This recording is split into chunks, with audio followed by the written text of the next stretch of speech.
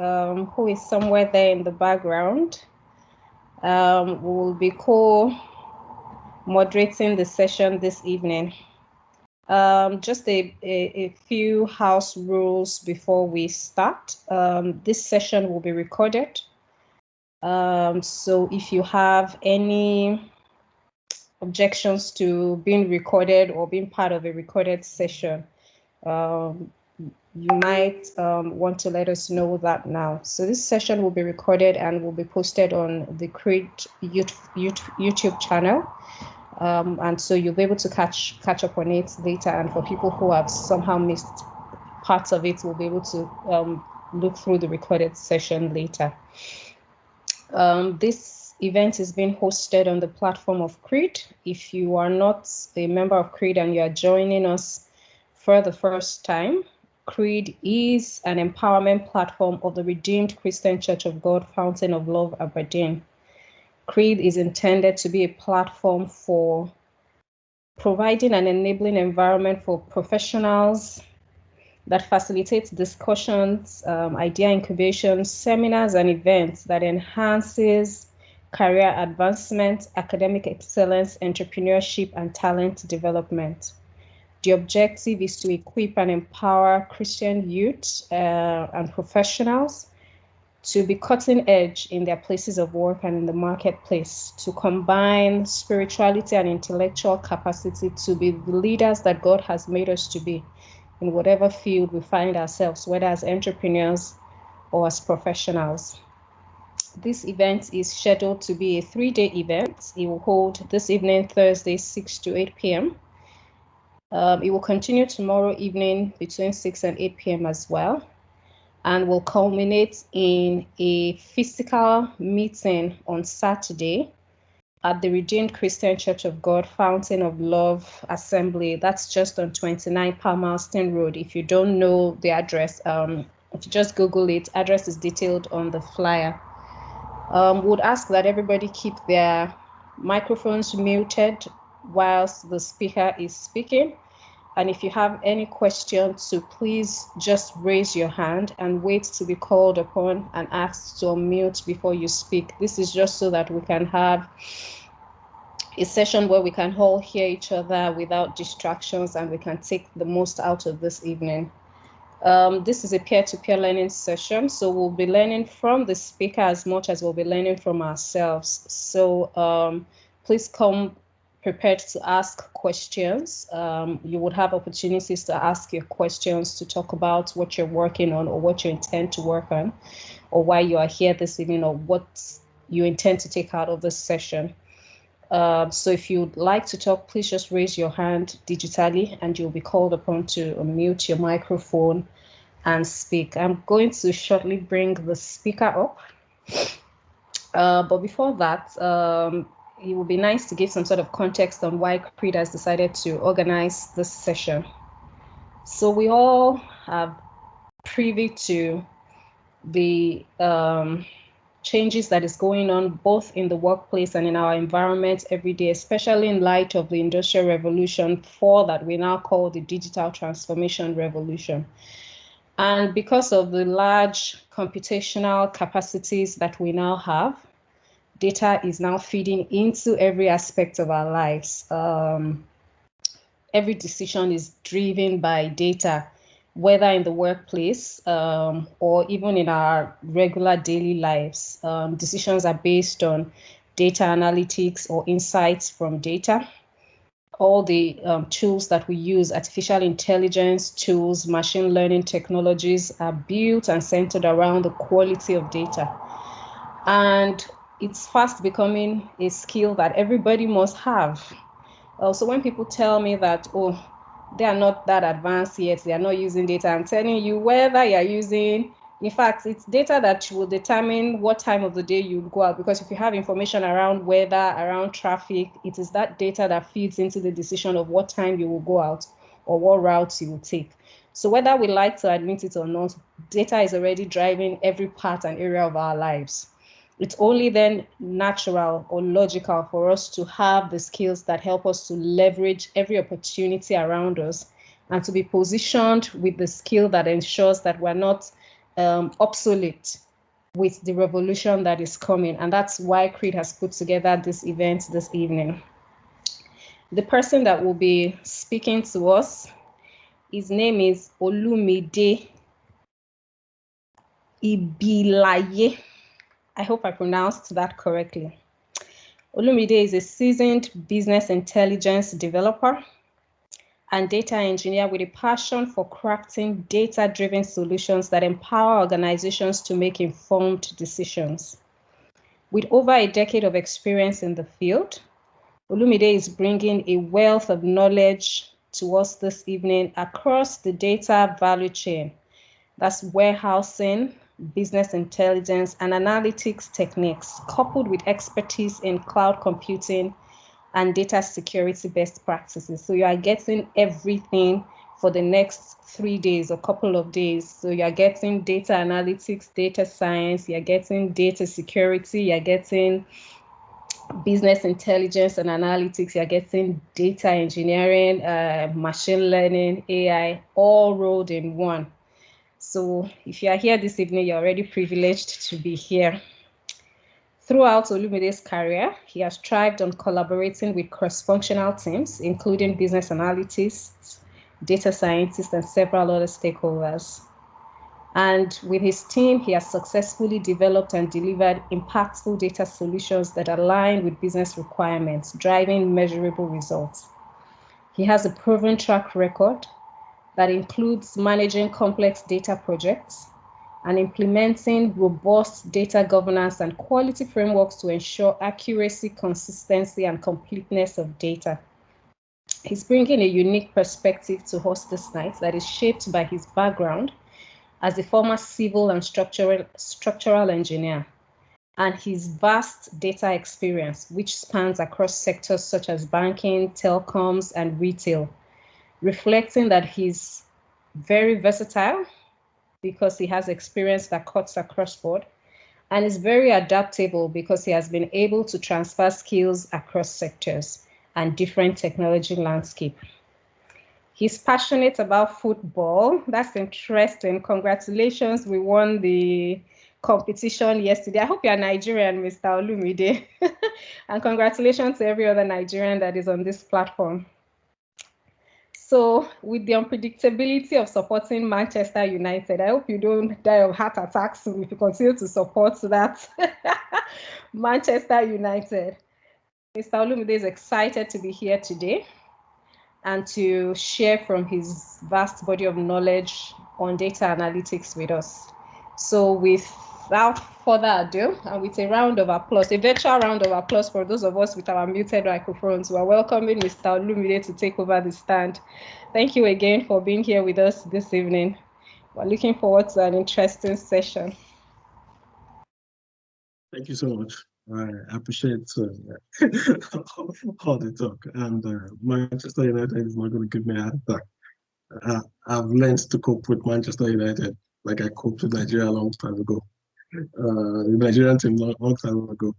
So I'd like to start by appreciating everyone for being here and for counting me worthy to come and share some of my experiences with you. In my little way, please pardon me. I may not speak as eloquent as you expect me to speak, but I'll try and do my best and not to overcomplicate things while doing this. Thank you so much. Before I start, I just if you can just drop a quick ones on the chat. What are your expectations for this gathering, and what do you expect to take home, and just to gauge the level of exposure to the data ecosystem, and basically I just want to gauge you so that I'll understand where to start, because it's so vast and the time is so short, and so that I don't ramble and you don't get anything. By the way, I'd just like to correct the pronunciation of my name. My surname is Ibilaiye. It's not Ibilaiye. In Yoruba language, it has context, so it's Ibilaiye. Thank you so much. Quick one. Expectations. Where can I share my screen? Sorry. Okay, fine. I'm still sorry.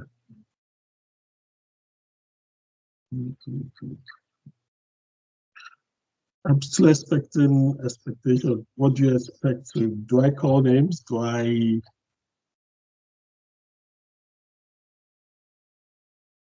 start from the very beginning, or do you want to start from somewhere? I was told that you would like to know Power BI, and I'd like to, as much as possible. I'm sorry, this is not in full screen mode.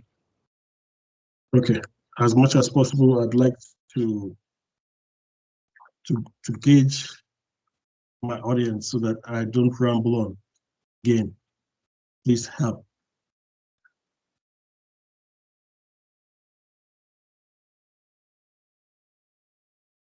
So there are a few inputs in the chat session already. Okay. Somebody says that assumption of zero knowledge will be great. Okay. Somebody's expecting to get the foundation of what data analysis really entails. Okay. Somebody is expecting to understand step by step the process of analyzing data sets using R and Python and visualizing with Power BI. Somebody is expecting to understand the basics of data analytics and more. It's a new field to the person, and the person is very interested. So far, that's what we have. Okay, so with the exception of the person who wants R and Python, I think it's safe to say that let's just, as much as possible, go on from the beginning. And without further ado, I'll just take you through what I expect, at least from what you expect to take from here at the first time. What I expect is that after this few minutes, you'll be able to know the basic components of the modern data ecosystem. You should be able to differentiate also between the roles that are involved in data ecosystem itself, the roles and the responsibilities of each actor in that field, because you'll be seeing names like data engineers, data scientists, analytics engineer, business analyst, everything. People name drop analytics engineering even comes in. You'll see all sorts. I'll try as much as possible to break down each of these roles so that you will be able to follow along and know the expectation of everyone. Also, the key steps, I'll try and double into the key steps that are involved with analysis from inception and to each of these roles. Also, I think that's about it. I've kind of mentioned everything. Okay, I'm going to start with the data engineer. Okay. I've tried to limit these roles so that it's not too many and too large for you to follow.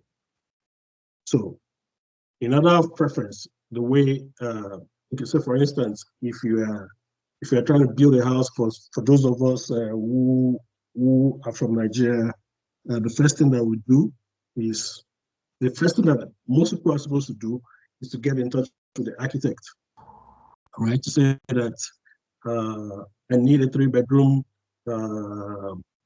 bungalow with X number of facilities and this. So architecture is like what do I call it? It's like it's like the art and science of buildings. So also, data analytics starts with the data engineer. Okay.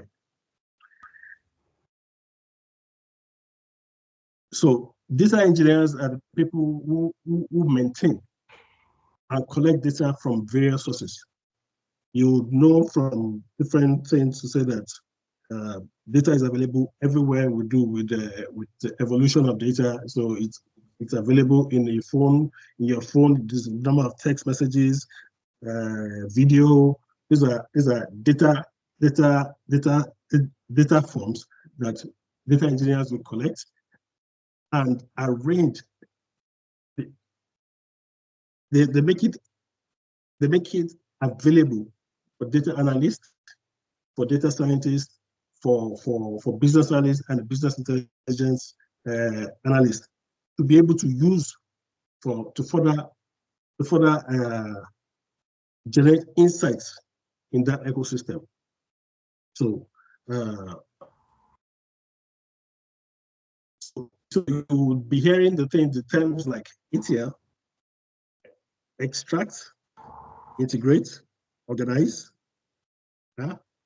clean, transform. These are the works that you generally find with data engineer. Synonymously, you can hear people like saying ETL engineers. They will be saying ETL engineers. They'll be saying data developers. They are used interchangeably, but invariably are bundled everything under data engineers. Okay. They will also, at some time, to manage the life cycle of that data. Should I be correct to say that you all understand what databases are? A nod will be fine with me. If not, I'm just going to run over that so that going forward, I won't lose anyone with terminologies. I think it might be okay to run through it. Both SQL and no SQL databases, please. Just to, we've had a course around that before, but just like a refresher. Okay, so generally databases, you would be hearing terminologies like databases are grouped. They'll call it, everything you hear is database management system, DBMS. You would have relational databases and non-relational databases. These are terminologies, key terminologies that I want you to understand. Relational databases will be like your typical Excel, where they will have rows and columns, meaning that on this field, you will start with name. First name will be in this field. The next one, middle name will be there. The next one, date of birth will be there. So it's relational, and it's encoded in such a way that you have what we call data types, meaning that for each of the field or the row in a column. So I hope I've not lost you. In like, okay, let's use a typical Excel. I'm coming, let me find an Excel file here so that I will just use it to explain. It's not different from Excel, only that it's usually enterprise systems where, okay, I'm moving, okay, so typically a database system will contains columns. This is what I'll call columns, and this is what I'll call rows. It's like it is in Excel, only that it is an enterprise system where it's managed centrally. And because if you have your Excel, you can only keep it in your local workstation, and you only be able to use it by yourself, except you share over the internet, which it becomes it then becomes accessible to everyone, to people, but it has limitations, meaning that it cannot you can't have in a sheet, you can't have more than 1 million plus in an Excel sheet, except you turn it again into a table. Then it becomes bigger, or you refer to a CSV file, that is an external file, comma separated file, externally. I don't want to overcomplicate these things. So what you have here, say you have name, you have date of birth. Why I'm telling you this is because I need to explain data types for you, to you, so that everything comes like together. Typically, your names will contain just characters. In data parts, what you have is that we call it either strings or varying character. Varying character, you'll be seeing things like Vaka, like this, and you have, so it means that it can contain strings. It can contain any word. Strings, I mean word, it can contain like my name, Olumide here, and my date of birth. We'll format it in such a way, we'll give it a data type of a date, meaning that only dates will be allowed to be in this field if it is formatted that way. It's unfortunate that I have not, maybe by tomorrow, I'll try and spin up an external database so that we'll look at it. But I just feel that SQL itself is not, 3 days is not enough to go through it. It's yes, the basics, you can understand the basics, but you need hands-on experience to actually do complicated things more and more. So if I give this field a date on my database, and you'll be hearing things like the OEMs like Oracle, like IBM with their DB2, you hear the cloud database systems like Amazon Redshift, Azure, and MS SQL Server. These are just variants. It's like speaking, and the lingua franca for you to interact with these databases will be SQL, structured query language. That's what we call it. It can differ in ways, but the basic construct is the same thing. Meaning that if you want to get the data from a table, you'll be using things like select. So it's like speaking Yoruba. The way sorry, I'm very sorry. Is everyone? Okay, let's even use English. It's so it's like when a Scottish man is speaking, his English is slightly different from when the Englishman is speaking. Even the Englishman, when the Liverpool guy is speaking, they have some kind of dialects that are kind of different, but the primary things are constant. Come, go. The basic verbs are there. It's just that the way they construct it to make meanings are generally different. It's the same way with SQL and on relational databases. So it means that, sorry, I didn't plan to go to SQL. I just wanted to go through. So it looks like I feel that I'm taking you away from explaining what the rules of data professionals are. I'll still come back to SQL, and let me stop there a little. The relational databases, like I told you, is going to have columns, rows, columns, and rows. So there are things like you would use for your banking platform, because some things have to be specific. Whereas non-relational databases, mostly because of the evolution of big data itself, and the storage systems, because of the 3 V's, the velocity, the variety, and the the complexity also of this big data is there, and it makes listener the problem. What we really have problems with is storing it because of that evolution, and data is getting big and bigger and bigger every time. You will find out that your storage is becoming unmanageable on premise, and that's why the key concepts of cloud is also coming in. I'm mindful not to take you away from what I need to show you today before we dabble into things like visualization, which I think will interest you at this point in time, because I don't like talking so much. If we're able to cover as much as possible, what I would do is I'll make sure that we get Power BI installed today. Give you a data set to download so that by tomorrow we won't waste time. We'll just start dealing with Power BI.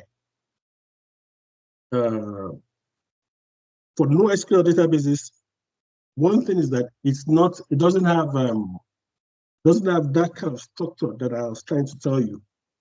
Usually, anything can fit into anywhere. So there are different types.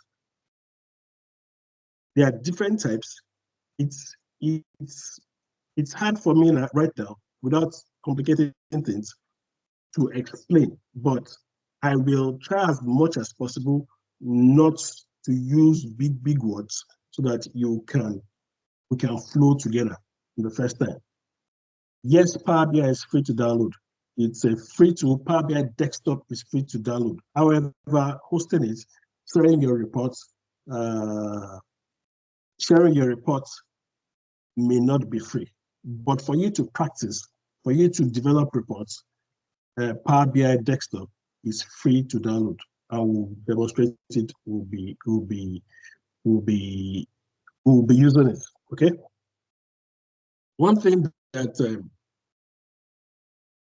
Okay, let me go back to data engineers. The data engineers, as is common for everybody in this data professionals that I put here, everybody must understand SQL. Constant. There's no running away from it. Only that, what I expect is that the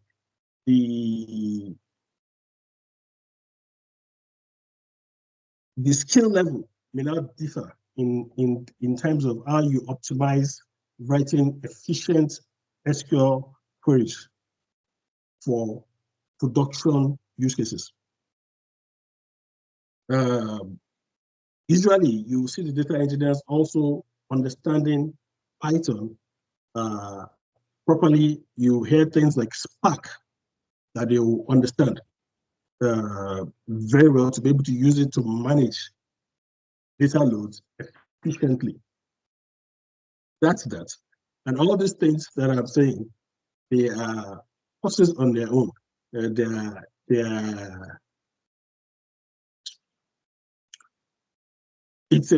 Usually they are bulk in they are easy to understand, at least easy to understand, but they can be also easy to understand at first, but it can be complicated going forward. I think I've been able to pass that message. So there's nothing that is hard in this field, only that to master it, you need to take time and time to practice on your own. So now let's take a data analyst. A data analyst will translate data into insights. The data that you see on your databases, what the data that the data engineer has collected into a central repository. Let me give you like a scenario. Are we all familiar with, I think all of us have bank accounts. Now, a typical banking solution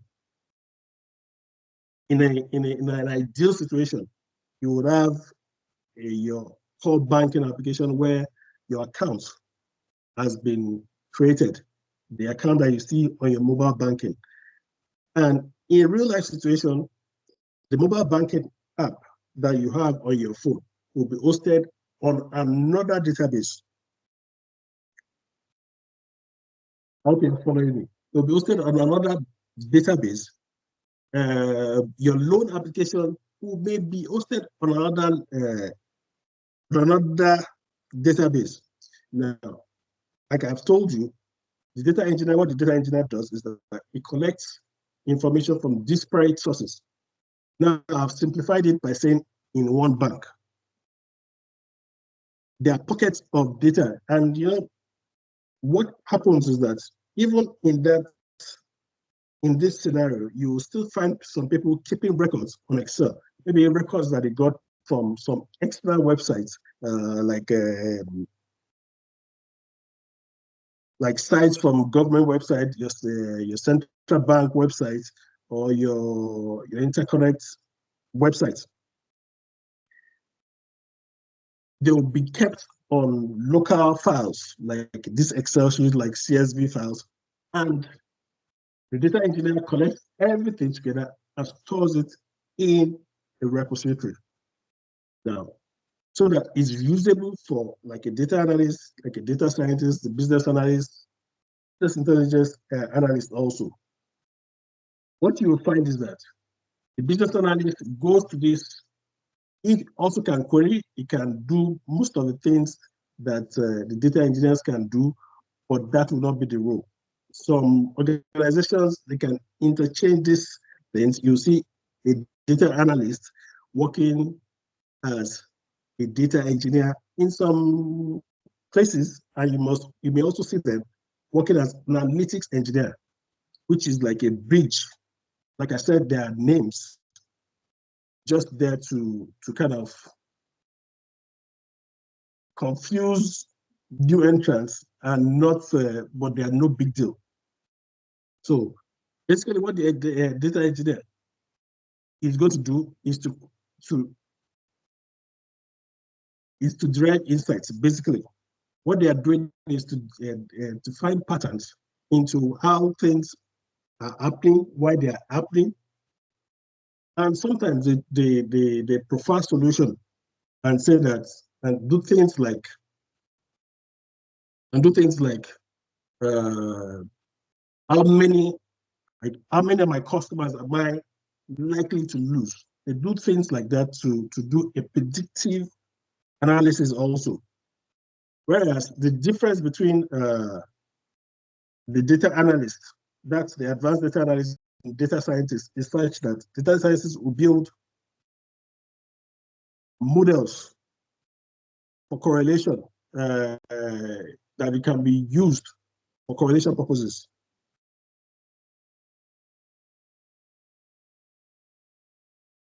All those things that they do use statistical models to build these models. Okay? Please stop me if you are confused at any point in time so that I can come back, because I feel that I'm just rambling on, because I'm not hearing the feedback and I'm not seeing your faces. No, go ahead. Just, okay? So I don't want to lose you so much before I come back. And that's why I'm asking like feedback. Are we together at the moment?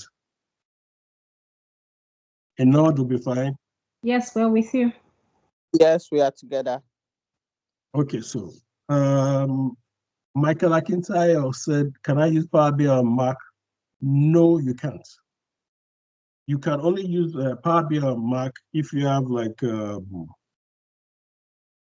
virtual system on your Mac and you install Windows on it. It's not like it is impossible.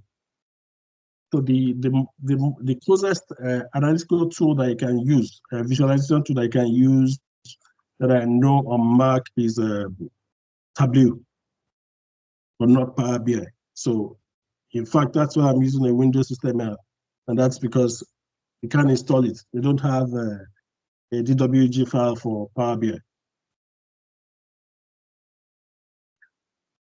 So now data scientists, they will typically require knowledge of mathematics and statistics, and a fair understanding of programming languages, databases, and building data models.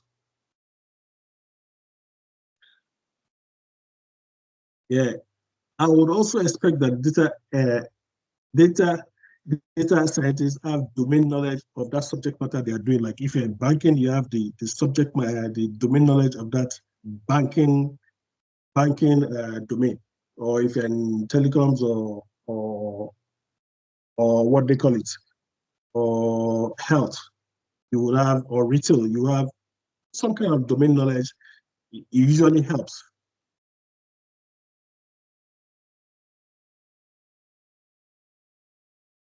So business analysts generally will leverage the work of data analysts and data scientists to look at possible implications of their businesses and the actions they need to take or recommend.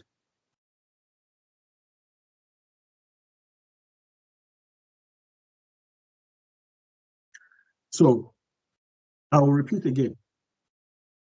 Data analysts, they will leverage the work of both the data analysts, the data scientists, even the data engineer to look at possible implications for their businesses. You will see business analysts generally doing requirement gathering, speaking with, so sometimes they can call them product managers, can call them something managers. They are usually, they also have to have the knowledge of that domain to be able to function properly. They will be doing things like engagement with the business users at the end of the, or at the business end users of your analytics products.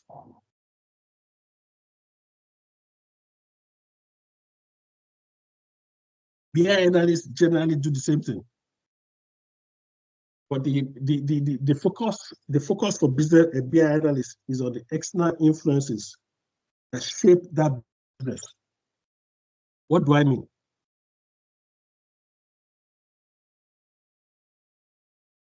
They'll provide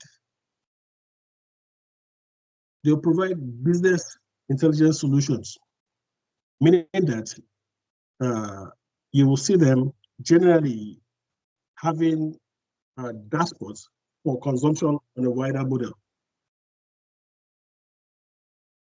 They'll be building things like paginated reports where you have, you see them generally building paginated reports, dashboards, and storing them somewhere so that, they have a wider audience. I functioned in that role for a long time. It's sometimes we call them data analysts, business intelligence, but data analysts are much more product focused than the business intelligence analysts. In summary, all of them, all this with this from data scientists, they build insights either for the end for the product. So, in summary, what I'm just going to do is to say, data scientists, data engineers, they will convert raw data into usable data.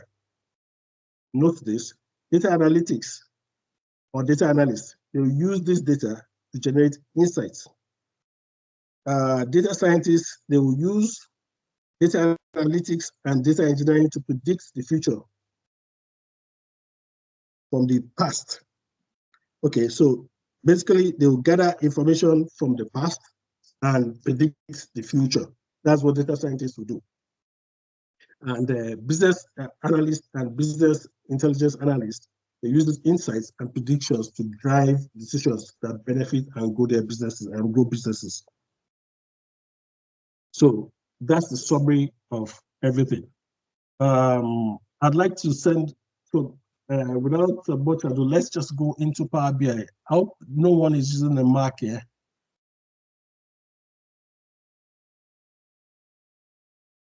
Okay, let's just go to just go to Google, do Power BI. Power BI, let's download the Power BI desktop.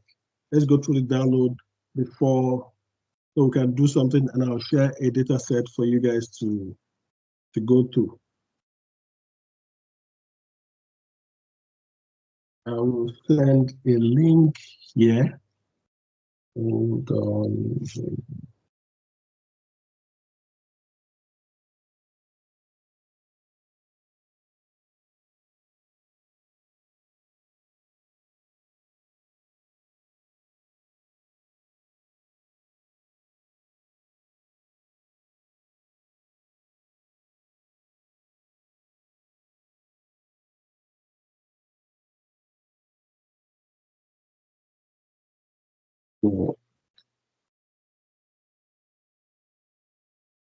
So what it does, if you can just follow me and just try and do, or let me do advanced such that you'll be able to your workstation. We'll go through. Okay, so here.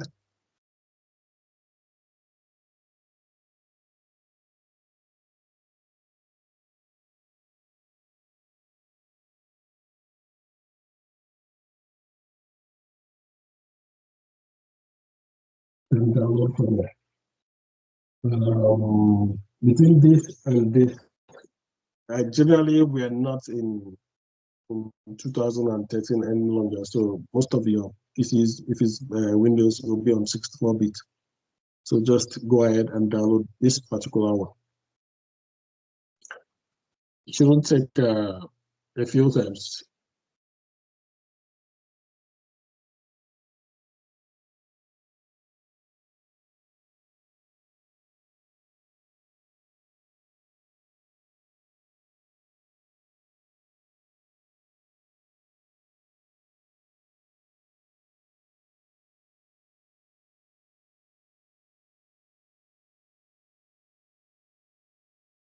So once it's done, just go to your search and do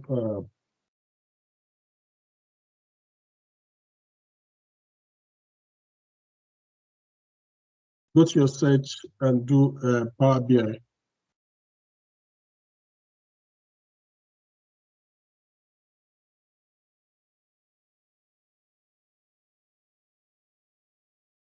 Do we all have it?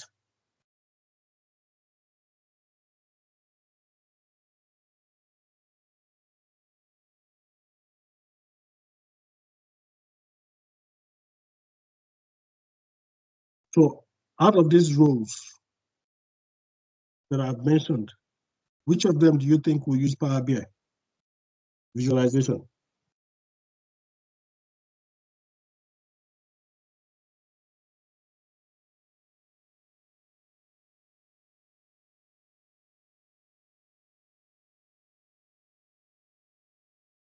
No. There are responses in the comment section.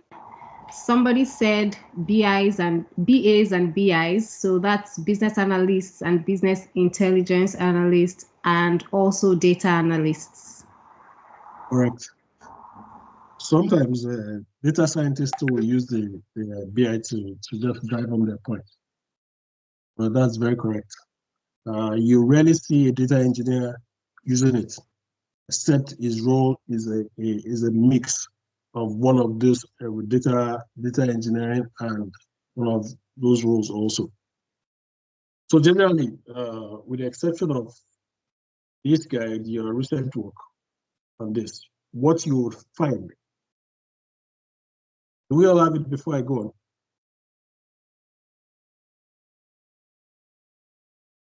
Yes, no, yes.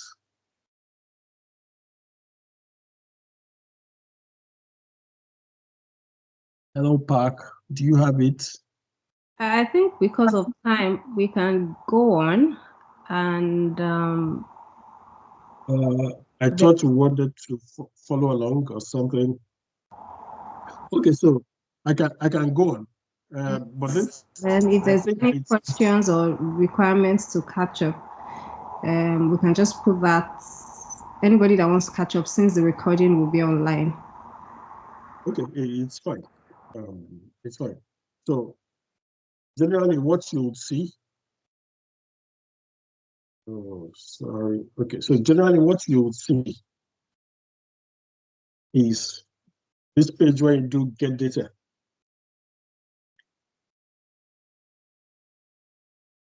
And it will give you a lot of different options. These are sources where your data can be stored.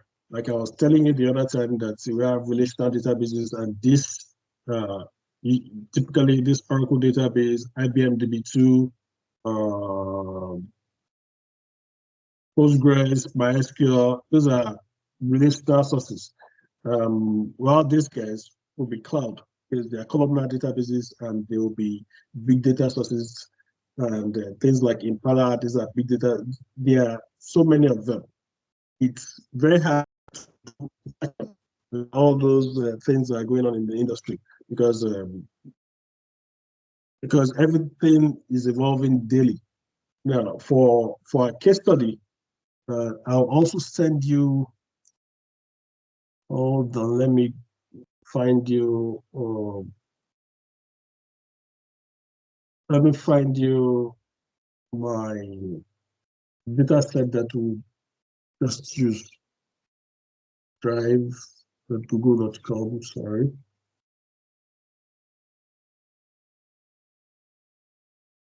Sorry, I'll stop sharing for a few minutes, and I'll just bring it back. I'm so sorry.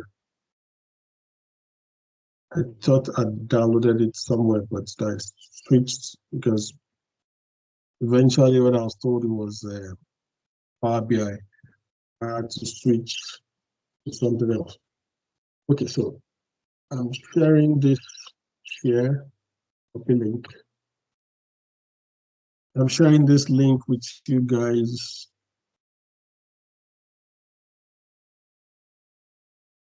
Download that data set. It's very minimal, just something I just come up with to, at least for illustration.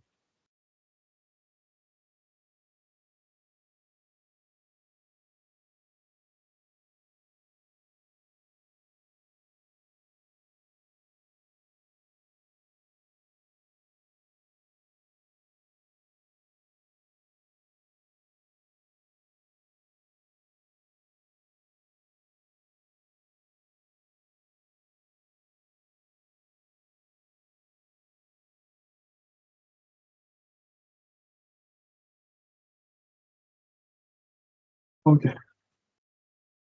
So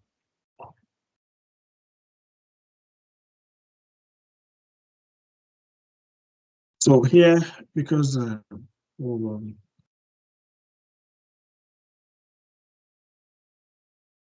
I need to go to minimize on my screen. It's just sorry, it's Baropo's laptop. It's not mine, so it's just confusing me. I'm so sorry. Okay, so now Power BI is one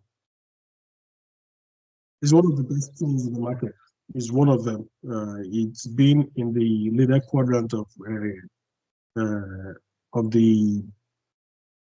There's this thing I would call the quadrant for measuring how good tools are, analytics tools, or any other thing generally, technical tools generally. And consistently over the last 10 years, Power BI has been consistently in the leader quadrant, meaning that he came from being a challenger in that industry to being a leader in the industry, where some things like the IBM's tools of old, like Cognos, like their own Microsoft SQL Server reporting services. These are names of analytical tools that we used to use back in those days before dashboarding came into play. And consistently, it evolved from Excel itself. This thing came from Excel. If you notice, most of these things that we'll do here today, the first things like we'll do in Power Query, they're also Excel. So it's easy for someone to double from Excel to Power BI. The learning curve will be that. So if you understand Excel properly, then you are good. Now, for the data set that I've shared with you guys, let us try and pull some insight. Now, this is the tool. The first thing that you want to do in Power BI is to get data. It could be from a database, it could be from a file, it could be from the cloud also. You have connectors. Some of them are free and some of them are not. For simplicity's sake, what I'll do is we are using this external data. This is not what you get in real life. It's not going to be this. Somebody is going to give you an Excel file, build a dashboard from it in real life. It can just be for training purposes or for interview purposes, or you're just trying to explore something. But typically, you'll be connecting to databases. And I'm not sure that we'll be able to have time to talk about databases, but I would like to just give you a feel of what Power BI can do as fast as possible within these 3 days. And what we'll try to do is to try and build a project using Power BI on the 3rd day. By tomorrow, after tomorrow, I'll be sharing you a data set. And there's no right or there won't be a right or wrong answer. Just try and play with it and try and see what you can come up with in your spare time. Sometimes it's about your creativity. And although there are best practices for visualization techniques, but some of them come also from your own native creativity and understanding the business that you're trying to derive insights from. So the first step that you do in Power BI is, if this page did not pop up, you will just do get stuff, get data, and it will be from like Excel sheet, SQL Server, Analysis Server. If you want more, if they're not there, then you do all this. It could be from a JSON. JSON is kind of a string stuff, but it's a format. It could be a packet, whatever you want to call it. But for this course, we are doing Excel file that I've shared with you. Then we do this and we go to where it was downloaded and we get data.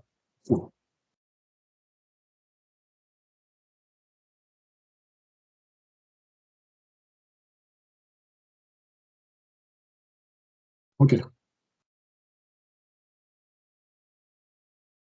What you see, okay, let me go back to this stuff so that we can see it and appreciate what we are doing in the first place. Downloads of food prep.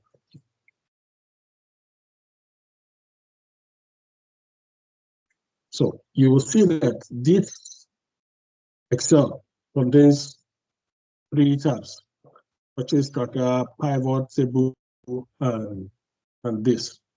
We'll start by simplifying, okay, and pick the easiest one, which is like the relational that I explained earlier, table rows and columns and rows.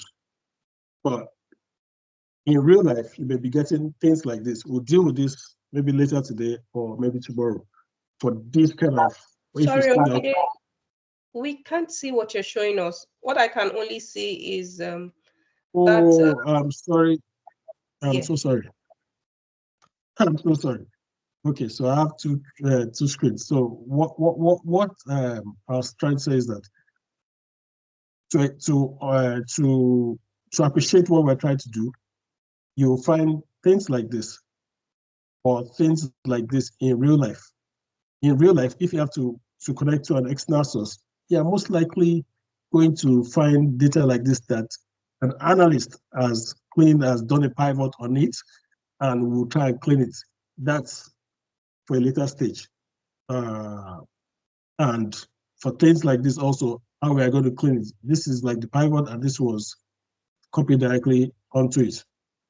Okay, so here, because it has three tabs, what you will be seeing is that this is them. So what you do is you pick whichever that you want. Okay, this is the purchase tracker that we want.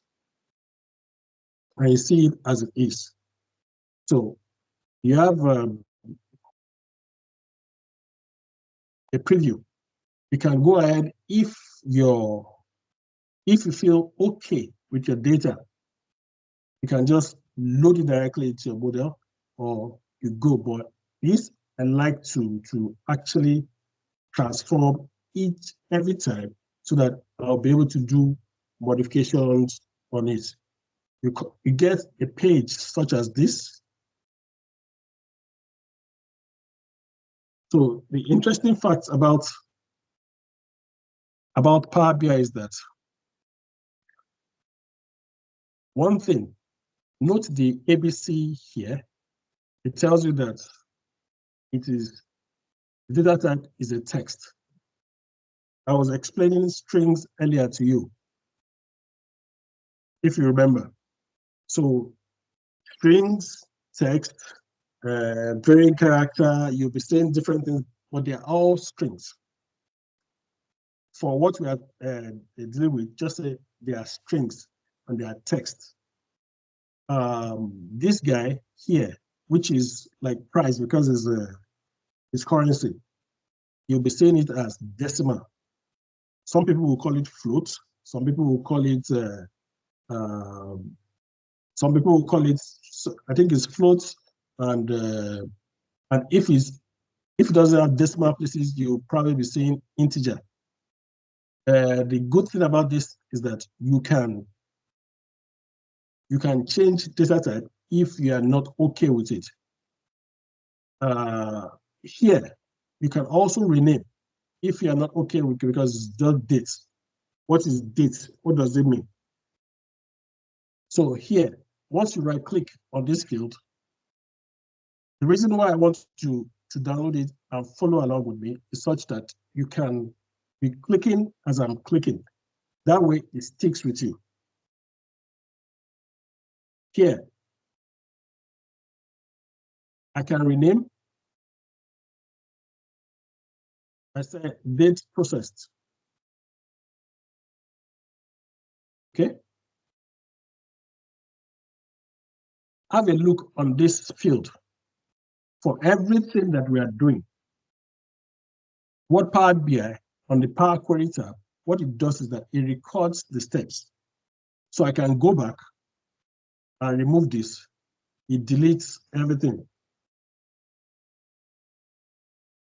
Power Query topic in Power Query is such large, is very, very large. It's such that it's also like a subject matter on its own on Power BI, because it's a very robust system, Power BI itself. And majority of your time in Power BI, you spend it in Power Query. Let no one deceive you and say that for you to make an excellent presentation, data insights, you do in real life is not going to be this simple. It won't be 4 columns or something. It may be that, but generally it won't be, because you get many fields and you have the different degrees of data quality, and you will find it hard to just load directly and start using and building dashboards in real life. It won't happen that way. Okay. I can go back now and rename the field.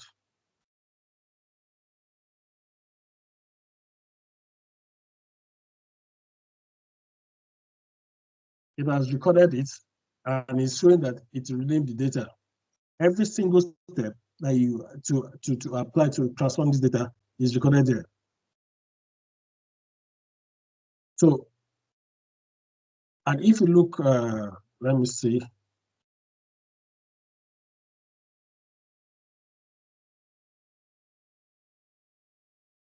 Okay. Here, if so, for instance, if you had implemented this, if you had imported it in text, you can change and say it's date time here again, because if he has a leading zero, if timestamp, you can also enforce it on this place. But because it doesn't have just a date.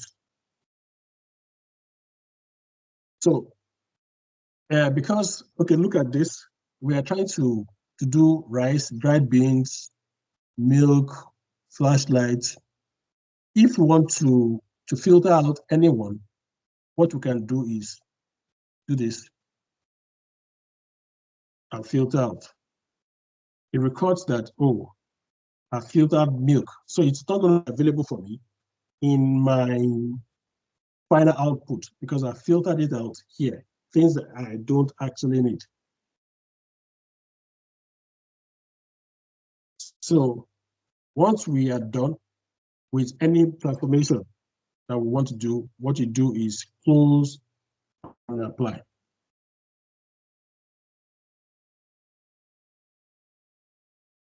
So it's going to load everything that we are doing into,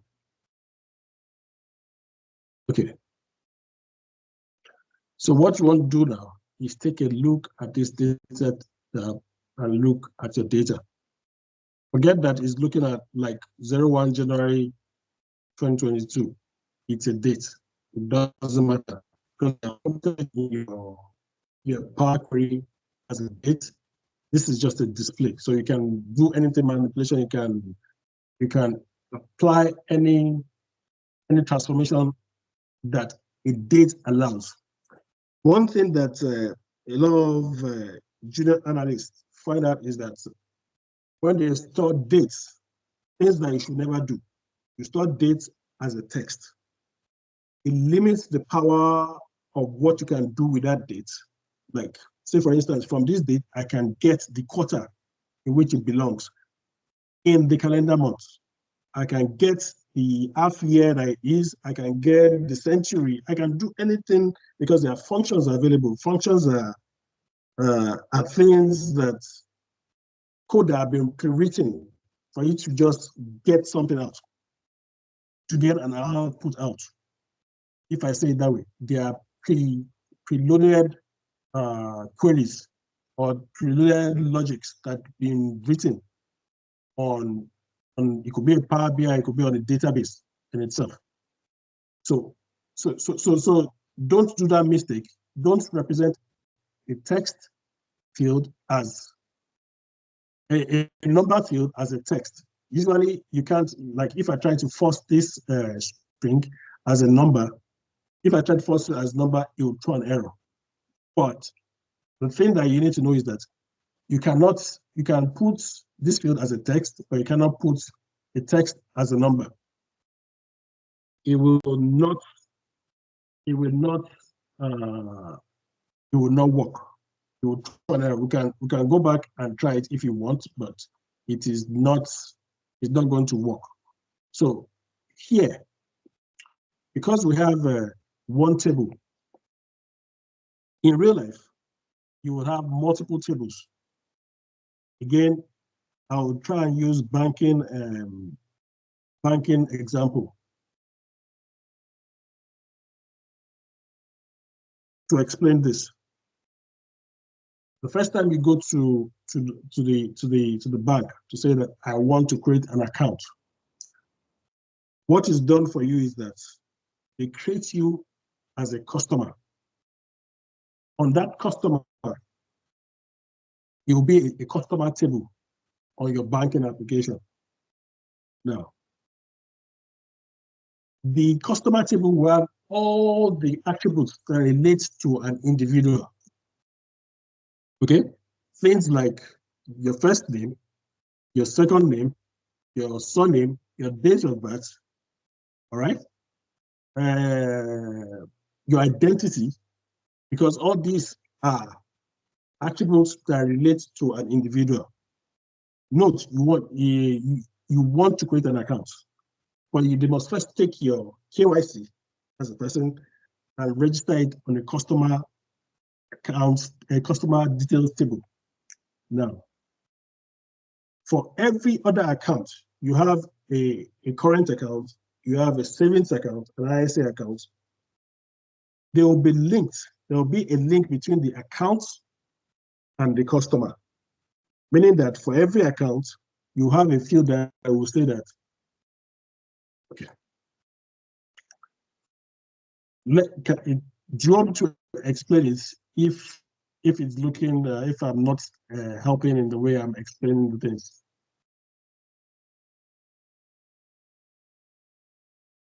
I'm trying to bring the Excel sheet here.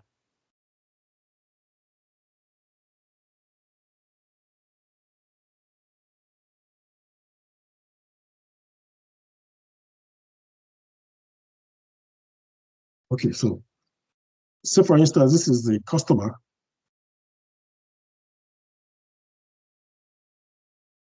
And this is the account.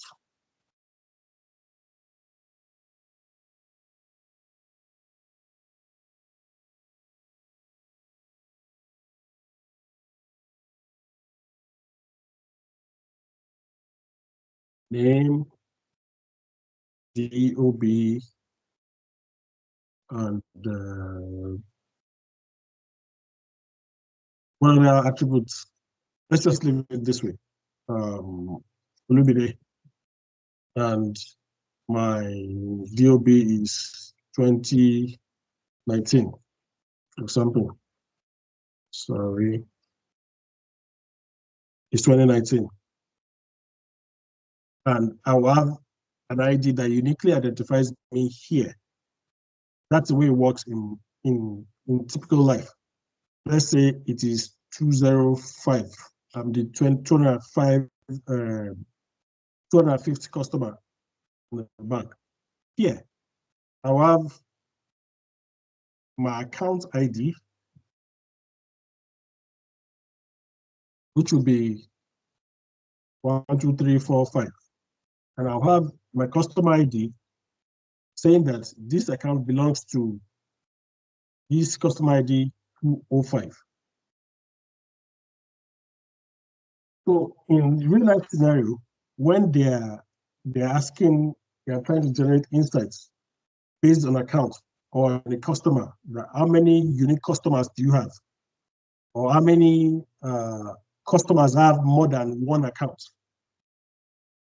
You would come to this place and use the customer ID to say that if this customer ID appears more than once in the accounts table, then that customer has more than one account with your bank.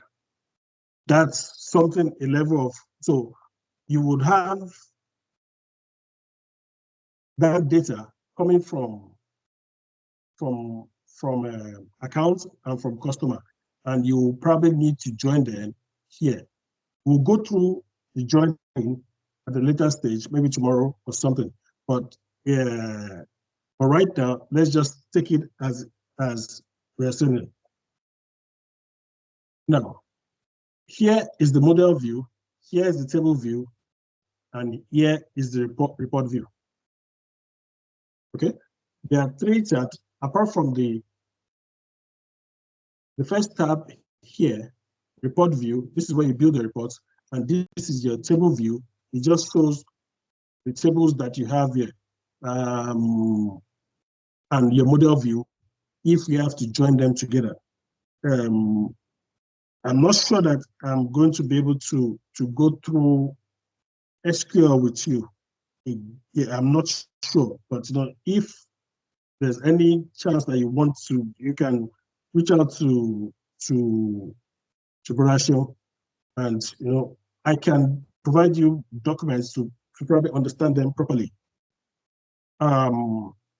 It's simple to understand. I learned it myself, so in a very long time ago, but I believe you'll be able to understand it also. But if you need help, guidance, I can do that. So So for what kind of insight do you think we can generate from here? From this data? Just think about it. What would you like to say with this? Let me move this guy to this side so that he won't interfere with. What kind of insight do you think you can generate from here? Open to suggestions.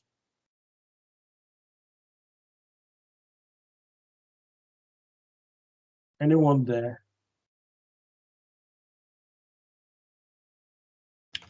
Maybe we can find the store that has the lowest price for a particular product.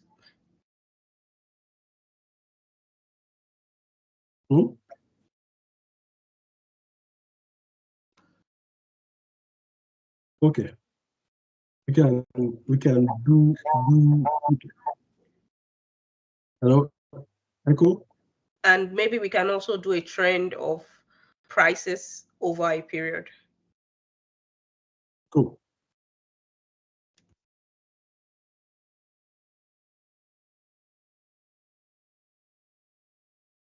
So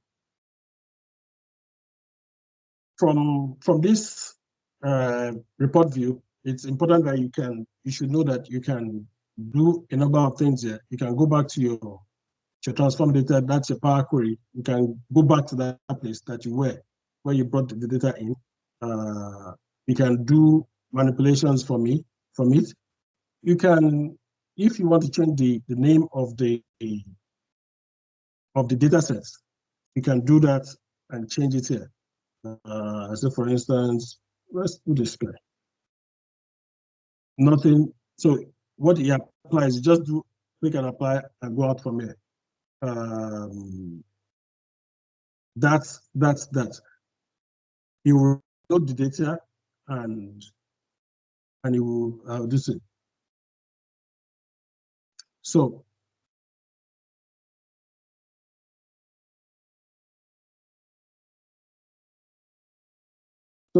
here you have your visualizations. You have all the fields here. Note that the number fields, you will see this this sign here. It means that you can sum it, you can do options on it, aggregations on it. That's what it typically implies. You can do things like sum, like counts, like averages, like mean, median, mode, anything that you want to do that has to do with aggregation, it can be done on it.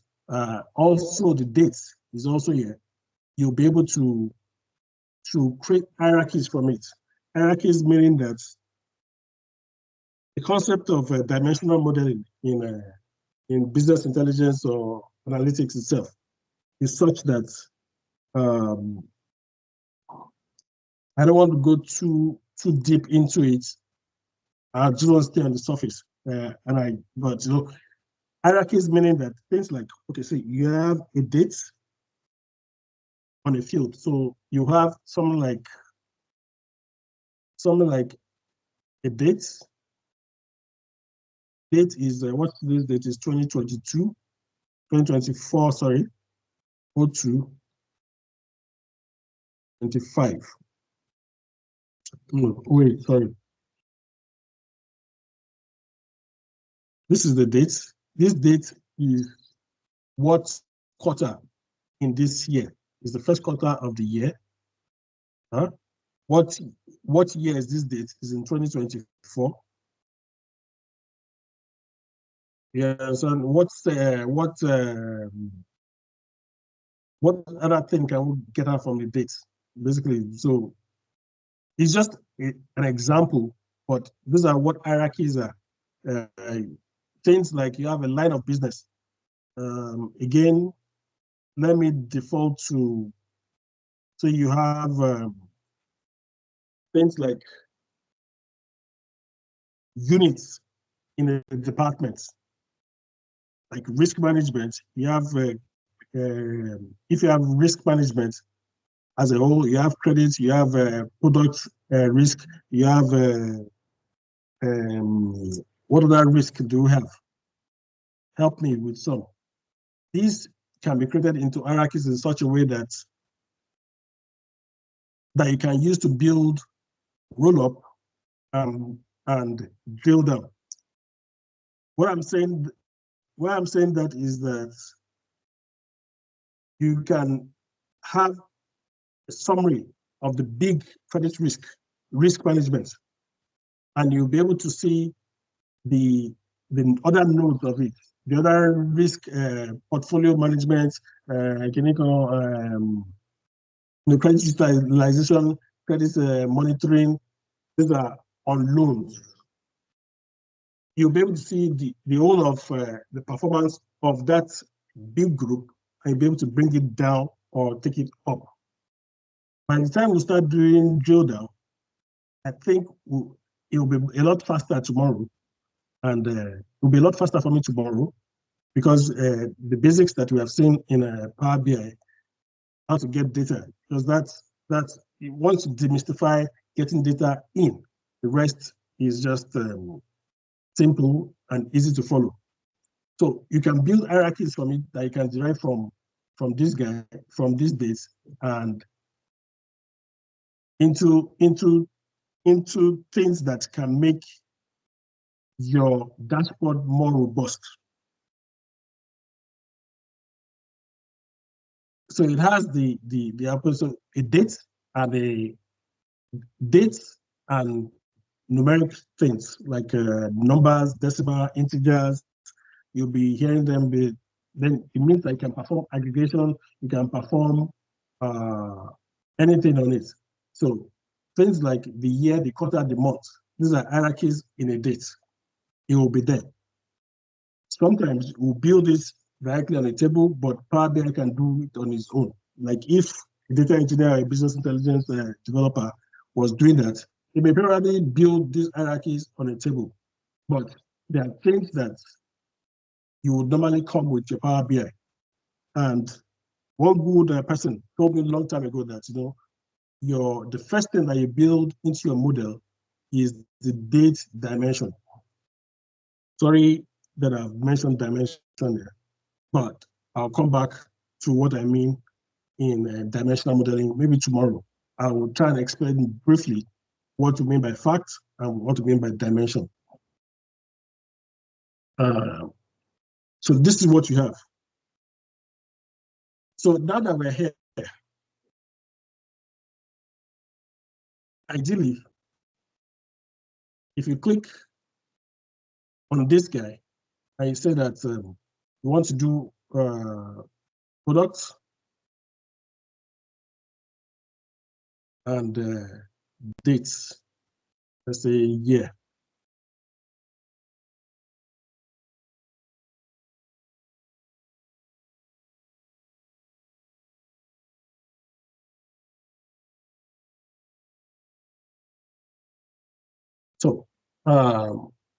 So what it says is that I could add, this is rice, and some of the price. So what it means is that, what this means is that rice has the highest price. That means a lot of people have bought more rice. At least they generated more revenue from rice, followed by dry beans and this. Over a year, so in 2022, okay, everything is 2022 actually, so no, okay, let me see, by quarter. So in quarter one, let me see this. So each visualization type can show you the things that you can generate from each of them. So in quarter one, bottled water, you can see, yeah, this total is 44.6. It has ellipses on it, and you can see if you want to do it by store also, pick and so blue, is my screen big enough for you? Sorry, because I myself am struggling to see it. Please tell me it's big enough for you.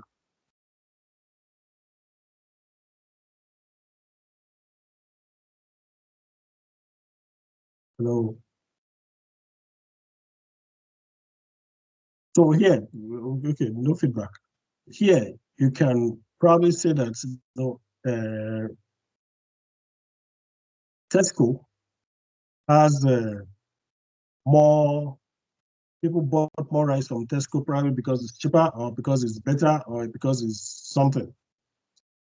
These are inferences that you can make. Lidl coming distant third and Asda third because here we have, so you can do like an inference to say that, oh, why is this, why is why is why are the sales from Tesco, why is it higher than the rest of them?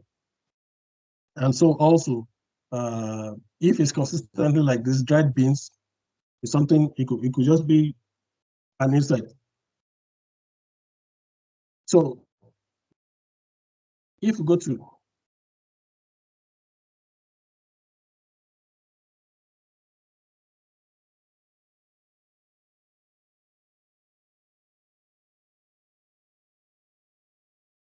so you can play with this as much as possible, what you want to achieve.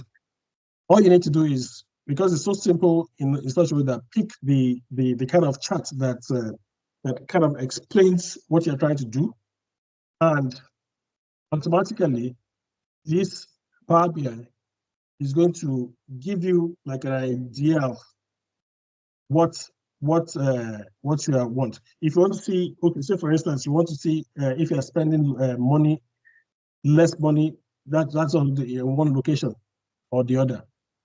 You would probably see, okay, this is Lidl and this is the total, because it's the total. We're not doing it by dates anymore for the period in question. It tells you here 363. This is where I've spent 363. So I've spent more in Lidl. One, because probably it's cheaper than the rest of them, and what I enjoy eating is mostly in Lidl. Then I go less to ask that because probably it's too far away from me. There are things like, so you can now try, if you add additional data points to say that where's the location, the postcode of the person or my postcode, and the closest as that. So you can, so what this thing does is that these are descriptive analytics to tell you, to try and give you more, what do I call it, prompt you to ask more questions about your data, or show you why some things are, and probably you cannot deduce and give insights. This is because, and give interpretation to that data. It is not, it will not come out in your face to say that this is the reason for something. You can deduce from the data and say this is happening because something is this. Like I've tried to explain here, what you see here is that Lidl has the highest, which is very small. The margin is small. Is 363, 360, 360, 363. It's just a decimal place, and Asda is far distant. What do I get from this guy? I don't. These are questions that you will just come out from. So these are basics of dashboards. So if, for instance, you want to slice it by by by date also. Sorry, if you want to split by date and I do by month, you can see, oh, January, February, March. One thing it does is that you will notice that I'll teach you what to do to make it appear properly in the same order. Okay, there is no, and this is store. Okay, so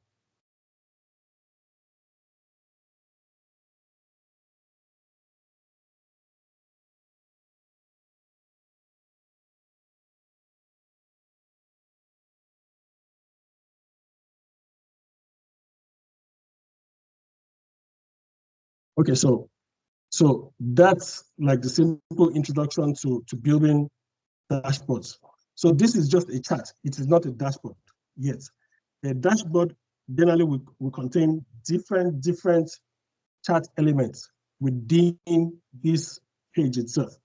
It will not be that you just have this. This is you will just have this bar chart in one. Sorry, I'd like to take water. My throat is a bit dry. Any questions so far?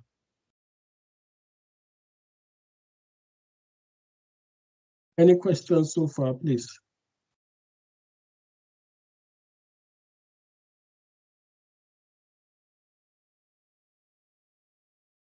Hello.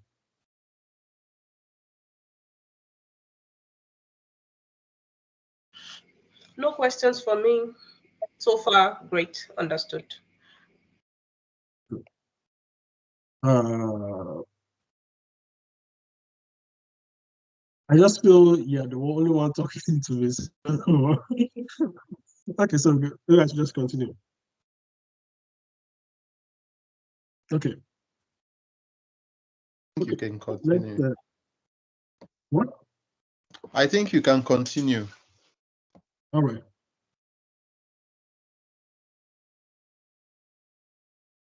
Okay. What else did you say that I wanted to check? No question. Sorry. Thank you. Top 5 products. Okay. Okay. So I will. Okay. Let me ask this question for the benefit of some of us today. If we need, someone asks the question that how do we get the lowest, the store that has the lowest price of products, and we cannot find that under purchase tracker. Is there a way we could add certain element to that so that it could generate that for us, or we just base our analysis on just what we could see on the purchase tracker? Please, purchase tracker. You said the lowest, the store that has the lowest price. Yeah, is it by product? Yes. Okay, so let me see. Let me click on this guy.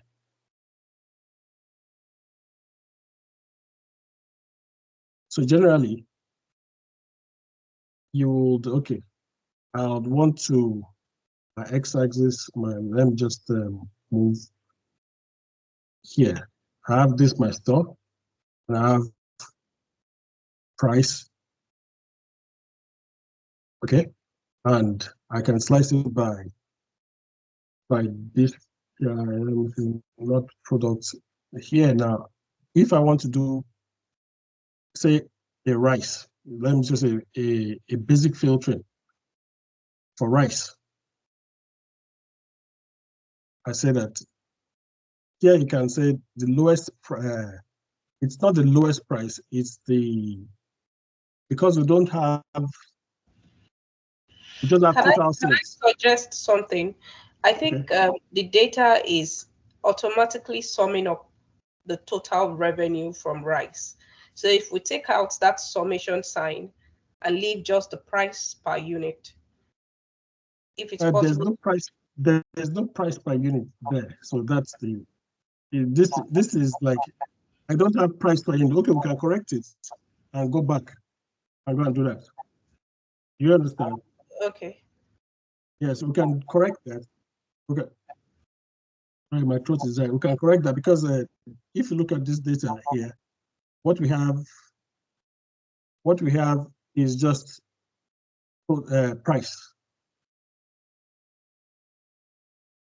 for dates. It is not well thought of. I'll try and bring a data set. I'll think of a proper data set that explains all these things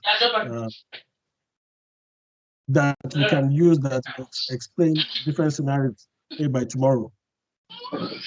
So explain all these different scenarios tomorrow. and I will find one cargo that we can use, and we'll come, because here was just supposed to be intro and see what you can do on the first day. Then tomorrow, what I plan to do is plan out to manage relationships and DAX, and also drill down and formatting, and which kind of beautifies our stuff. The way I would have wanted to run this is by making everyone follow along by doing the thing, so that you have a hands-on experience of actually clicking these dashboards, and that will be that. Because I reckon, that if you don't actually click on it, watching it, you think that you know it, but you won't follow. And some things will elude you while we're talking. Even if you watch the video, you may not get it, or some things I may just fly over things, and that you need to bring me back to. Is anyone even following along and trying to do these things? Has anyone downloaded the data sets? No. Yeah, I downloaded the application and got the link for the data set. Were you able to import it? No, I didn't do that. Okay. Okay, it's fine. It's fine. It's fine. It's fine. What I want to do is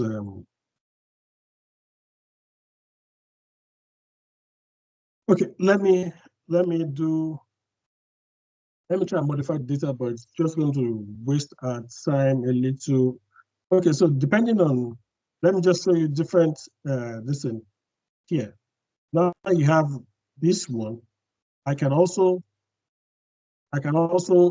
try and bring another chart and place it side by side and do. So what can we do with pie charts? Say distribution of store and this guy. This also tells you something. It's a summation. We're dealing with summation, and this is the simplest elements that we'll deal with today. And what this tells you is probably, let me see, because I'm struggling to see myself. And it just shows you a distribution over the year for that particular data set, everything in that data set, without filtering anything in terms of by store. And if you want it by quarter, let me say that's the price, that's the summation of everything, all the sales by quarter. So this one will not be in quarter one, quarter two. That's the data set is between January to June, right? Yeah, to June. That's it. So in the second quarter, I'm not even sure if it's complete, but this is what it tells you that. So most of them will be in most of the total sales is based on the first quarter, and that because if you do this, it will probably be everything is in the year 2000, so it doesn't make any sense. What you can do is do this, and if you want to distribute it by month, you will see January, February, March, April. These are things that you can play with on the chart types that you can derive from it. For different business questions, for different insights, different charts will be, I can try and give you material on the kind of charts that are appropriate for certain questions and certain inferences. All these things probably come with like, you will see people rarely using pie charts, if not often, if not necessarily, it's just a distribution between small. But if once the distribution is more than 5, it becomes a little bit distasteful to the eye. You won't be able to do anything. So I can actually turn this guy maybe to a line and chart like that. You see how it's going. Depending, you can just move it and do anything you want to do with it this way. Pick any charts that you want. The data set itself is not robust enough for us to be able to do anything materially useful at the moment. It's just to give you an appreciation of the thing. What I will encourage you guys to do is by tomorrow, come with your Power BI desktop installed. I would, as much as possible, get used to not having a feedback from you, because it's kind of getting to that I can't talk, I can't look at your face, and I can't judge you and say if you're following along, because I feel this session is supposed to be kind of passing a message across to one another, and PLN, as the name implies, PLNing. You follow along, you ask me questions, and there's a kind of a feedback mechanism on it. That's my expectation, really. But okay, so I hope this is as clear as possible. Where the fact that you can change the kind of chart that you generally use and use to present your stuff. This is the simplest you would get. By tomorrow, it becomes more complicated. I hope you're getting any questions again on that. No questions. No questions. I get. All right. Let me go back to the transform data, and I'll use this. I'll play in the Power Query place for another minute, and you see the what they call it, how would you generally transform other data types if it's not straight like this.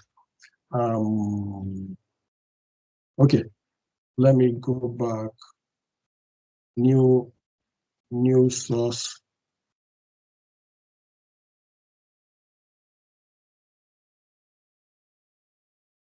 Now, I have this overview, which is like this. So this can be interesting in itself. You know, this is already pivot, a pivot table, and you want to bring it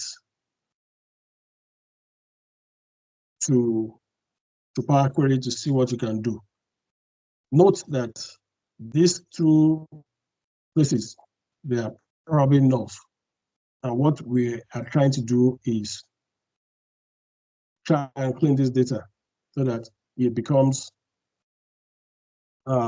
manageable, so you can analyze it. Because as it is, you can't do anything with it. If it's already in pivot, it's already in report format, you can't do anything with it. So can someone tell me what is the first step that you do to clean this? And we'll follow it step by step. Just type it, quick one, so that I know you're watching me. Quick.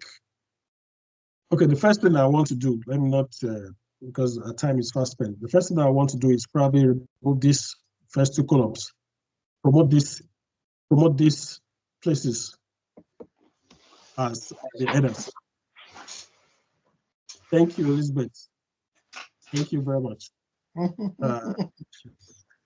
Thank you very much. I see. So you will see that remove rows. Yeah. It's like I told you, the Power Query is like the cookbook of Power BI itself. You spend most of the time cleaning data before you can use it to do anything. So the first step that you want to do is to remove these first two rows. Okay, and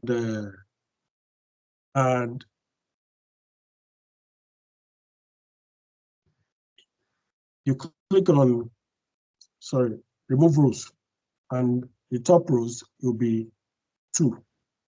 Okay.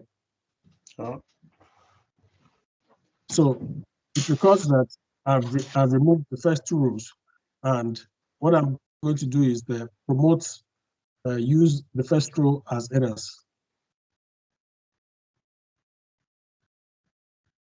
Okay.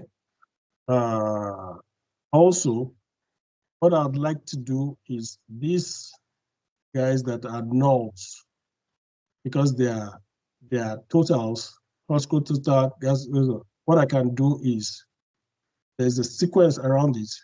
I can do filter out this guy, nulls. So it's looking like it. But the thing is that what can you do right now? You're seeing location, you're seeing product, you're seeing dates. Ideally, your date shouldn't be in this way. What I can do also, I don't need this grand total because I'll be able to sum it myself, and I'll remove, I can right click on it and say delete column. I can remove it. Okay. So what do you want to do from here right now? It's probably to say that you want to turn these guys and remove the pivot that is on it.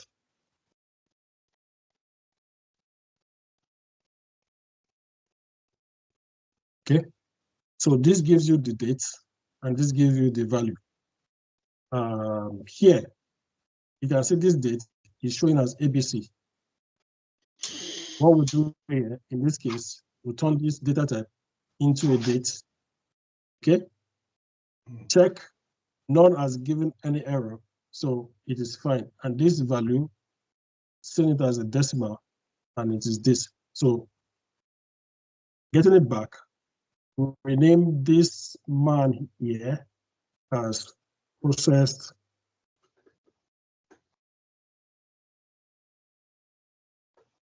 date. And what should we call this column?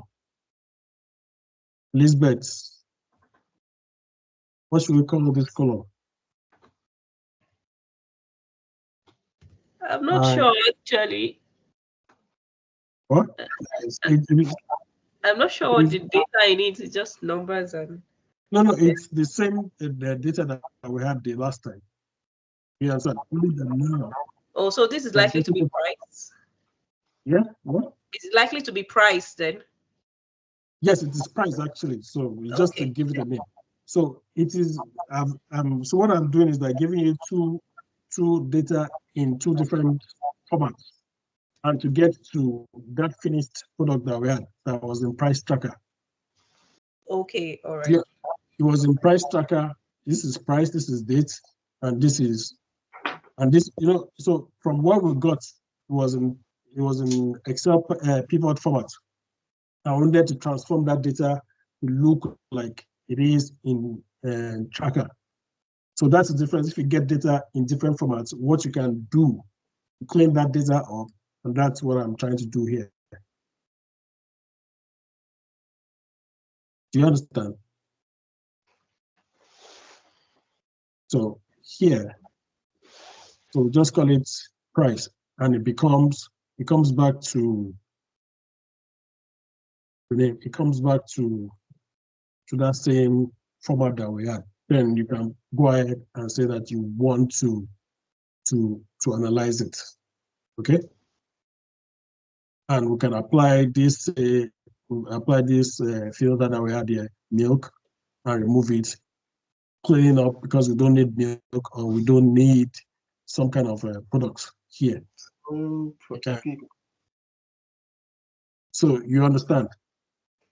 So if, for instance, I missed a point, I will just do this, I do this, and do this, and remove up to that point that I don't need, and it goes back to the way it was. Okay. Now, let's go through it again so that you understand. you got this data in that format, which is this format, okay? And you need to clean it up to make an informed decision on it.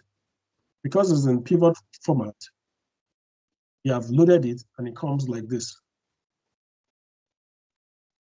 This is what it comes to when you've loaded this data. So the first step, remind me again, what do we do? Is to, sorry, good evening, is to delete the first two, is it columns or rows, the null part? The rows, okay, so this on the horizontal is the row, and here is the column. Yeah. So yeah, so and you have almost everything that you need in Power Query here to remove rows, the n number of rows, so you can specify the top rows and specify that, oh, the first two rows. It removes it. It comes this way. What else do you want to do? All the nulls, because they are totals, you don't need it because you can sum it up with these things that you have there. Now, I remove all the nulls because they are totals. I don't need them. Then what do I do? This grand total to, I don't need it. What you can do is just delete the column itself. There's always something that you can do to do remove column or remove other column. You can do it from here. You can right click on it. There are many ways to do that, achieve the same thing. You right click on this column. I'm taking time to explain such that by the time you start doing relationship joining, we won't have to go through this again, because these are the basics of the basics. You need to be able to right click or look for the ribbon here and do what you have to do. Here you have transform. You can do data type to replace values. If you have to replace anything here on this field, you can replace, remove, or you can do remove from here. Okay. Next, what did we do? Promote headers. No, Ooh. you already promoted the headers. What? We remove. Name the headers. Promote headers, but you've already promoted the headers. No, I have not. These are okay. Yes. Let's the first one. Let me tell you, the first one. What you'll probably see. Look at this thing that looks like an engine gearbox here. If you click on it, in case, say for instance, you've moved your file. Say for instance, you've moved your file from your downloads to your document. You can go to the source. If it's still the same file, everything is still intact. You go to the source and go and modify this part so that you will browse to it and go and locate the new location. If it's in your documents, you go and look for it and point it there. Okay. So for every step that you see, there are things that you can override by going through these gear states here, the options table, and do that. Here, I've selected overview. I can come here and point it here again. Then it will change the source for me. Even that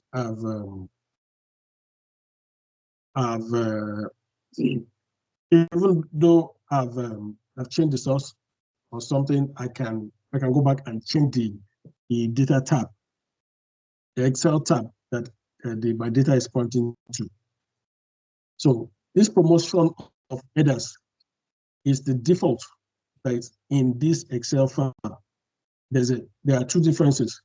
So what he has done, because you will expect that you know that he has this here. The first row, typically you understand that you use it for headers, and that's what natively you want to do by itself. And it promoted this apocalypse food prep overview. But note that this space is merged. It's merged into three rows. You only recognize the first one and put this, and that's why the other two rows, we have to remove the first rows, and that's why they were null, because you couldn't find any data there. So I'm just trying to explain why those things are. So what he promoted was this apocalypse food stock, and not this not this one, not these headers. So we wanted to determine our own new headers, and that's why this is here. Okay, and you change the data type. Natively, you just check what is appropriate, what data type is appropriate. You know that for this one, it just guessed the data type. We didn't have to change it. It guessed it directly because it's only numbers. Once you have it's null and numbers, you just guessed it directly. And top rows, this is what we started with. Remove rows and filtered out the nulls and remove the grand total columns that was on the right here. If I remove it, you will see it here. You see it will come back, grand total. So I can go back and remove column using that option now. So what is now left is to do a new header. That means we promote this header and say that use the first row. If you want use headers as first row, use the first row as headers. And it removes the apocalypse and sends the next row as the new headers. Now, I hope you understand the concept of pivots. Yeah, turns them and make them fine and make them understandable for analysts visually. Because if you say things like the way they were, you can't actually make sense of it because they are together. So what that has done is pivoting on Excel. What it had done was to make it readable and presentable for insights at that, but for a level of insights, basically.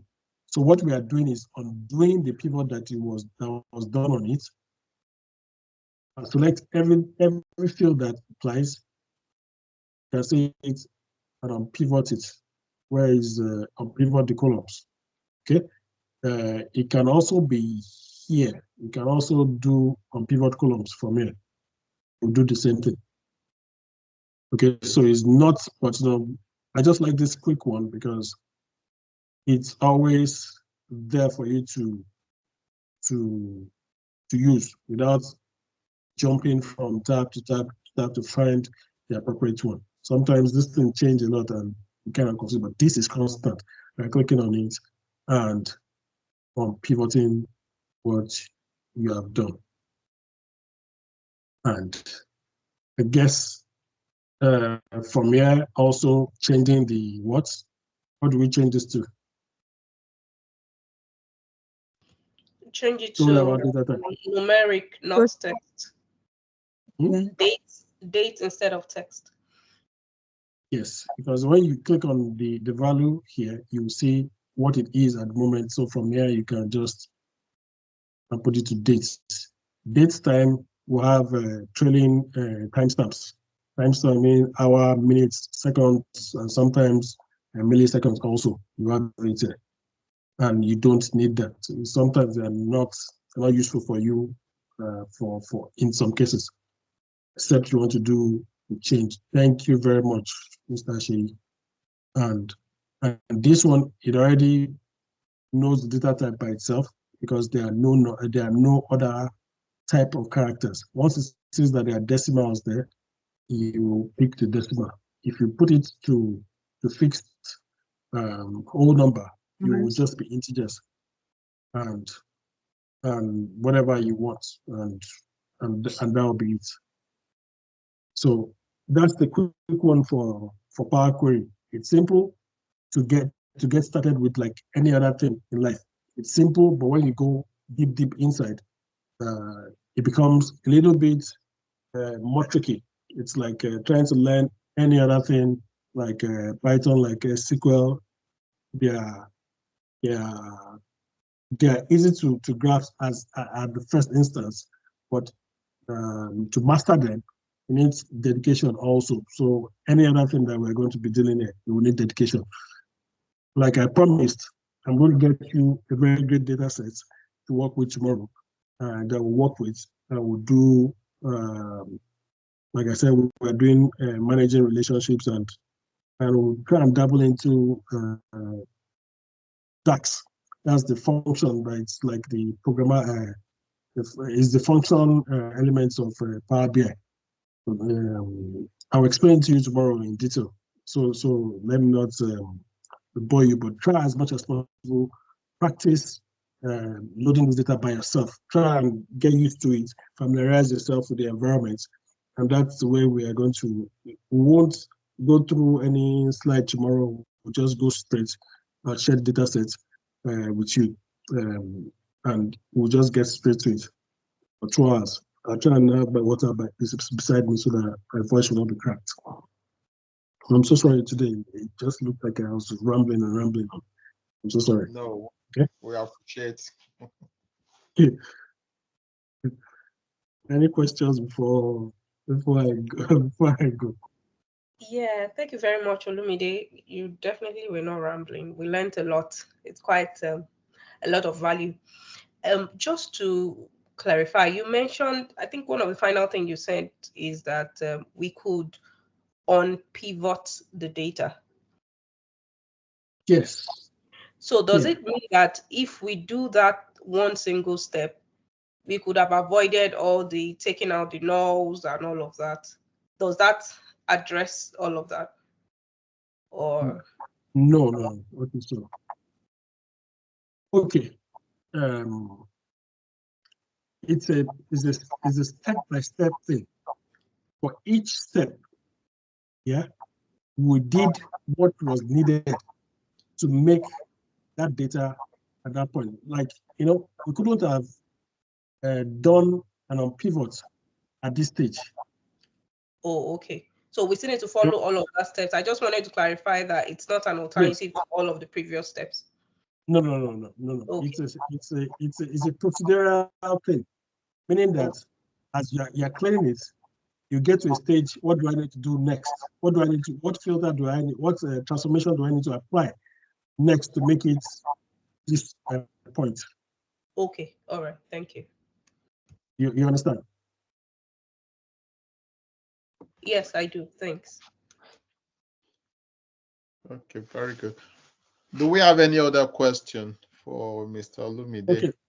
Like Tosin said that, how do I get the data? Okay, it's on this chat. I think I put it on the chat. It's on a Google Drive, so it's shared with you. So you can get it. Yeah, maybe you can share it again for those that came in later. They might not be able to access. So you could just share it again. Okay, they will not be able to access the previous. Yes. Yeah, both links that you shared with us initially. Okay, so, and this is the download for Power BI. This is data sets that we had, and the download for the Power BI here. The next one, the second one.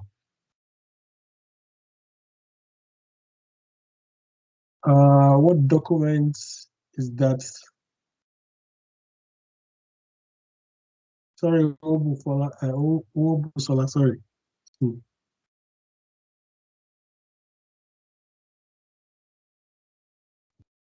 Good evening, sir.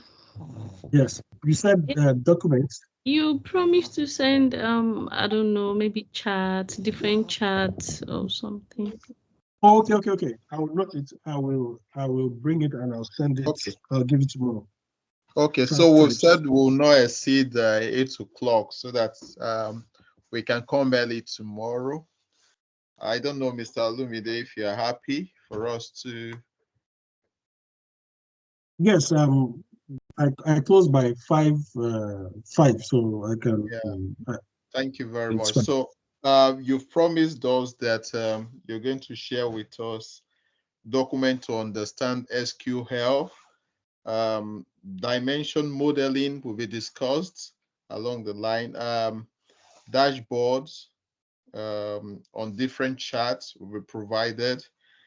Materials for types of charts for different scenario, which is more or less related to dashboard stuff, and data sets to work with, and also function elements of Power BI will be discussed.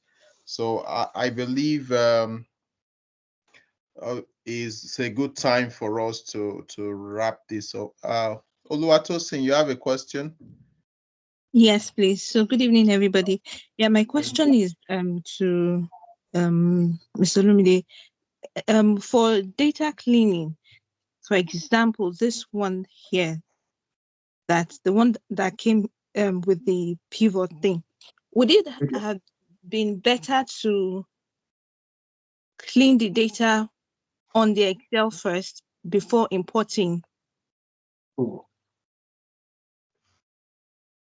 You would know, because Excel, except you use the Power Query on Excel itself.